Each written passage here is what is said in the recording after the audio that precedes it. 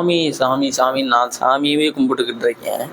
ஆனால் எனக்கு தான் பல கஷ்டம் வந்துக்கிட்டு இருக்கு, பல அடிகள் வந்துக்கிட்டு இருக்கு அப்படின்னு எல்லாரும் சொல்கிறீங்க. என்னங்க நீங்கள் சாமி சாமின்னு நீங்கள் தான் சாமியை பற்றி பேசிக்கிறீங்க. ஏதாச்சும் சாமி எனக்கு எதாவது பண்ணுதான்? எந்த சாமி நான் வணங்குற சாமி எதுவுமே என்னை பார்க்க மாட்டேங்குது. நான் கடைசி வரைக்கும் கஷ்டமாக தான் பார்த்துக்கிட்டு இருக்கேன்.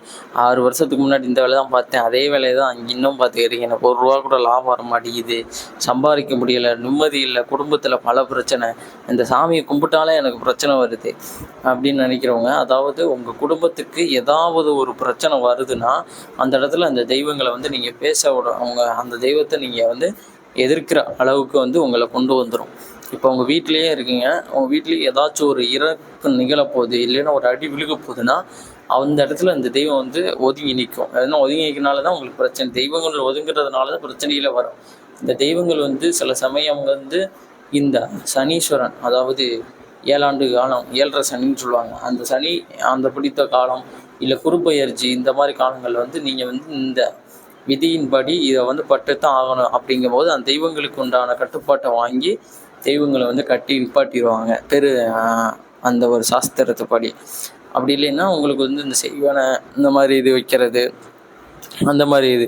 அதாவது ஒருத்தன் சாமியவே கும்பிட மாட்டான், ஆனால் அவன் நல்லா இருக்கான். நம்ம சாமியவே கும்பிட்டுக்கிட்டு இருக்கோம், நம்ம அந்த சாமி பேர்லேயே எல்லாமே பண்ணுறோம், ஆனால் நமக்கு பல பிரச்சனைகள் வருது அப்படின்னா, அதாவது இதுக்கு என்கிட்டயே பதில் இல்லை. ஏன்னா அடி எல்லாருக்குமே ஒன்று தான்.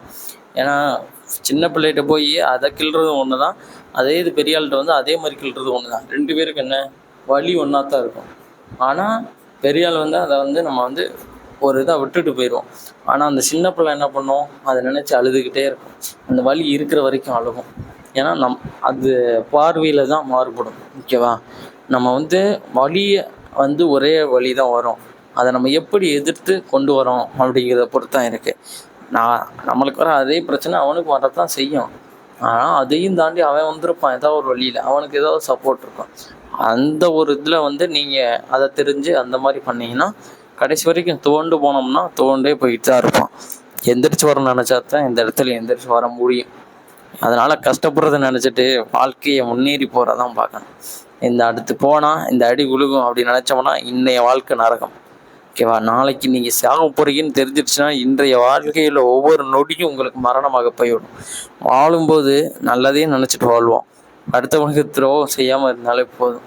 நாளைக்கு சாக போகிறோம் நம்ம எதுக்கு நினைக்கணும்? நாளைக்கு நம்ம உயிரோடு இருப்போம் நினைங்க, வாழ்க்கை நல்லதாகவே போய்கிட்டு இருக்கும். அதனால் நல்லா இருக்கிறவனை பற்றி நம்மளுக்கு ஒன்றும் போகாமல் இதெல்லாம் தேவையாது. அவனை மாதிரி நம்ம ஆகணும் அப்படிங்கிற ஒரு எண்ணம் வச்சு அதுக்காண்டி உழைச்சாலே எல்லோரும் பெரிய ஆளாக மாறிடும். அதனால் இந்த தெய்வங்கள் எப்போ பேசும் எப்போ போகும் அப்படிங்கிறத விட நம்ம உழைத்தால் முன்னேறலாம். அதற்கு இந்த தெய்வங்களோட துணைகள் வேணும். அதை ஒவ்வொரு தெய்வம் ஒவ்வொரு மாதிரி. இப்போ அமைச்சர் பெரிய கண்ணப்பன், அவரோட குலதெய்வம் நம்ம வேலங்குடி கருப்பண்ணசாமி தான். சிவகங்கை மாவட்டம் வேலங்குடி கருப்பசாமி தான் அவரோட குலதெய்வம். ஸோ அதுக்காண்டி ஒரு பாட்டு கூட அவர் எழுதியிருப்பார். அப்போ ஒவ்வொரு தெய்வங்களுக்கு ஒவ்வொரு ஆள் பெரிய ஆளாக வச்சுருக்கோம், அந்த தெய்வமே உருவாக்கி வச்சுருக்கோம். அவர் கும்பிட்ற சாமியை தான் அவங்க ஊர்லேயும் கும்பிடுவாங்க, ஆனால் அவங்க இன்னமும் அந்த இடத்துல தான் இருக்காங்க. அதனால் எல்லாருமே நம்ம அவரை மாதிரி ஆயிருமா, அந்த இடத்துக்கு வந்துடுவோமா அப்படிங்கிறத விட அதை வர்றதுக்கு நம்ம என்ன பண்ண போகிறோம் அப்படிங்கிறத நினச்சாலே நாளை, அதாவது சாமியோட எதிர்ப்பு நம்மள்கிட்ட விட்டு போயிடும். ஒவ்வொருத்தவங்க உழைச்சா தான் ஒவ்வொருத்தவனுக்கு உண்டான வாழ்க்கை கிடைக்கும். இன்றைக்கி பணம் இருந்தால் தான் வாழ்க்கைன்னு போயிடுச்சு. சாமியவே பார்க்கணும்னா ஒரு 1000 ரூபா கொடுத்தீங்கன்னா ஐயர் உங்களுக்கு மாலை எடுத்து தலையில் போட்டு விடுவார், உங்களை முன்னாடி கொண்டு போய் வைப்பார். ஏன்? அழகர் கோயில் 18ஆம் படி கருப்பண்ணசாமி அழகர் கோயிலையே 50 ரூபா கொடுத்தா தான் உங்களுக்கு ஒரு எலுமிச்சை பழமே கிடைக்கும், ஒரு திருநீர் கிடைக்கும், ஒரு பிரசாதமே கிடைக்கும். ஒரு 100 ரூபா கொடுங்க, உங்களுக்கு மாலை எடுத்து போடுவாங்க. கூட ஒரு 100 ரூபா கொடுங்க, உங்களுக்கு கேட்ட திறந்து 18ஆம் படி வாசல்லையே முன்னாடி நிற்க வைப்போம். காசு தான் எல்லா இடத்துலையும் பேசும். அதற்காண்டி அந்த முன்னாடி போய் தான் அந்த அருளை வாங்கணும் அப்படின்னு கிடையாது. அதே இது ஒருத்தன் அந்த கோயிலுக்கிட்டே வரமாட்டான், வெளியிலே நின்று கருப்பா அப்படின்னு மனசால நினச்சிருக்கோம். இந்த இடத்துல அவனோட உண்மை இருக்குது. அப்படிங்கும்போது அந்த கருப்பண்ணசாமி அவன் பின்னாடியே நின்று என்னைக்கும் அவனை காத்து கொடுப்போம். அந்த மாதிரி தான் நம்ம ஒரு இடத்துக்கு போகிறோம், பார்வையிலே ஒரு தெய்வம் இருக்குது அப்படின்னா அந்த தெய்வத்தை மனசார நினச்சாலே போதும். இறங்கி போய் அந்த சாமியை கும்பிட்டுட்டு அது போனால் தான் அப்படின்னு கிடையாது. மனதால் எந்த ஒரு தெய்வத்தை தூய எண்ணத்தோடு நினைக்கிறோமோ அந்த தெய்வம் முக்காலும் சத்தியமாக முன்ன நின்று காத்து கொடுக்கும். மதுரையிலேருந்து ராமேஸ்வரம் போகிற தேசிய நெடுஞ்சாலையில் மானாமதுரைக்கு முன்னாடியே ஒரு பாலம் ஏறும்.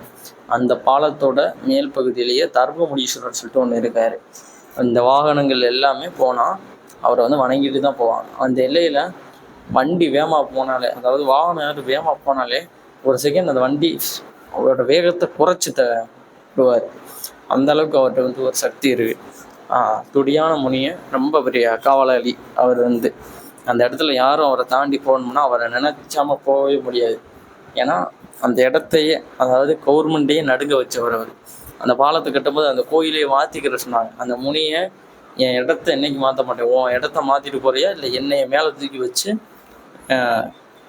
பாலங்கட்டு அப்படின்னு சொல்லிட்டார். அதனால கவர்மெண்ட் அதிகாரி 2 பேரை நடுங்க வச்சு அந்த கோயிலை வெண்ணங்கோடி முனியப்பேன். அந்த மாதிரி தான் பவர் இருக்கிற சாமிகிட்ட கண்டிப்பாக பவர் இருக்கத்தான் செய்யும். அதனால் சக்தி உள்ள சாமிகளை வணங்குறதோட நம்ம சாமிகளை சக்தி உள்ளதாக மாற்றம், அவ்வளோதான். ஒவ்வொரு தெய்வங்களையும் கும்பிடும்போது நம்ம சாமி வந்து நமக்கு வந்து கடைசி வரைக்கும் நம்பிக்கை தரும். நம்பிக்கை இருந்தாலே போதும், நம்ம வந்து உயர்ந்துடலாம். அதனால் என்றைக்கே ஒரு நாள் வந்து உங்களை தெய்வம் வந்து உங்களை காப்பாற்றும். நன்றி, வணக்கம். மேலும் ஒரு பதிவில் சந்திப்போம்.